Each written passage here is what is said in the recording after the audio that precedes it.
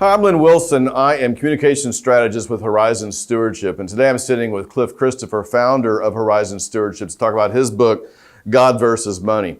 Cliff, as we continue this conversation, in the previous piece, you were talking about the pastor as a drill instructor, and then we went and after that and talked about the idea of having a single mission or objective. Yes. You mentioned at the very end of that last clip about the commanding officer. Your commanding officer in the Gulf War was constantly bringing the conversation back to that mission objective. That's right. So if someone was interested in having better meals or a longer cot, he would ask the question, how does that fulfill the mission? The mission Right. objective. And I assume that's something that the commanding officer would do on a pretty regular basis then.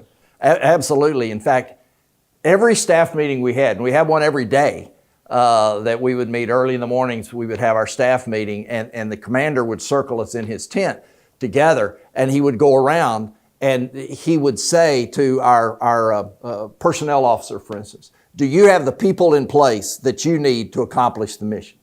He'd go to our supply officer, do you have the supplies you need right now to accomplish the mission? And if he was going to bring it up that he needs something else, he'd better start with, sir, we can't do the mission unless we have. Everything went back to that, like you say. Our churches need to get more focus.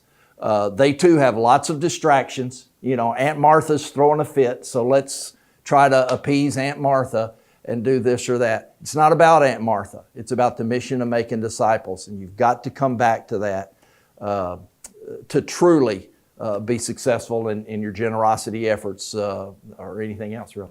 So you're talking about like the supply officer, for example. Right. Commanding officer goes to the supply officer and says, do you have what you need to complete the mission? Right. Let's take that analogy back then to the local church in relationship to operating budgets. Okay. So some churches you have talked about in the book that they have operating budgets, but you, in some sense, you discourage that kind of behavior. I do. Some churches would think that they'd want to do that. So help explain the difference there. What's going on? Well, great question. Every church needs a line item operating budget. You know, I mean, you have to have it to do your business. You need a treasurer, financial secretary who can take a certain bill and attribute it to a certain column and all of that for accounting purposes. That's good business, and that needs to be done. That budget should never be distributed to the congregation. Never. Because it cannot be interpreted appropriately. Any more than if you distributed the Army's budget to everybody. There's just no way the average civilian could take that and figure out what in the world they're doing with it. You look at your average church budget, and I have probably looked at thousands.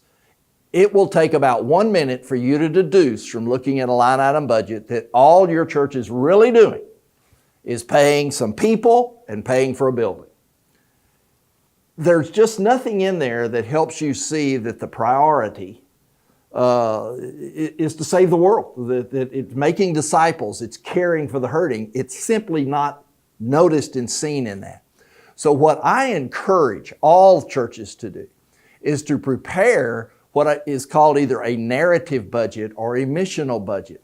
Again, coming back to what that mission is that you're talking about, Lynn, we're to make disciples for Christ. How are we doing that? We're making it with worship. Well, what does it cost us to have worship? Well, it costs us part of the pastor's salary, the secretary's salary who prepares bulletins, the janitor's salary who cleans up the sanctuary, the church musician, and utilities. My gosh, that's a big building you're heating and cooling.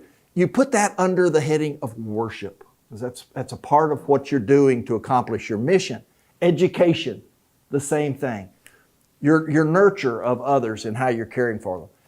The mission of the church needs to be what's highlighted, that people can look at that document and say, now I understand what my church is doing. That's helping to make disciples. That's what I'm giving towards. That's what I'm trying to support. Not just, you know, our budget is blank dollars and we're having a pledge campaign to try to get blank dollars so that at the end of the year, that which goes out equal that which came in and we're good. No. At the end of the year, you're good if you made disciples of Christ, regardless of whether the ink is black or the ink is red. It's the making of disciples that truly counts. Get your budget into a missional format.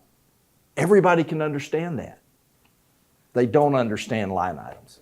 Do you have anything in the book that would specifically describe or provide us examples or help people understand? They may understand conceptually a narrative or missional budget, Yes. but then how do you go about actually presenting that to the congregation in a way that's understood in a missional context as opposed to a series of individual line items? I don't think I actually placed a missional budget in this book, but I have them in a couple of the other books that I've written that a person can certainly refer to see. It's not that hard to take your budget and simply to say, we're paying, for instance, just pick some item that you think has no relation. Insurance. Well, insurance is insuring what? It's insuring our sanctuary, which must be done for us to worship. Part of it's ensuring an education complex. It must be done for us to grow and nurture people. So you simply try to divide them into those categories that people do understand and put it there. But they can find some samples in some of the other books that I have written that they can actually sort of follow a template of if they want.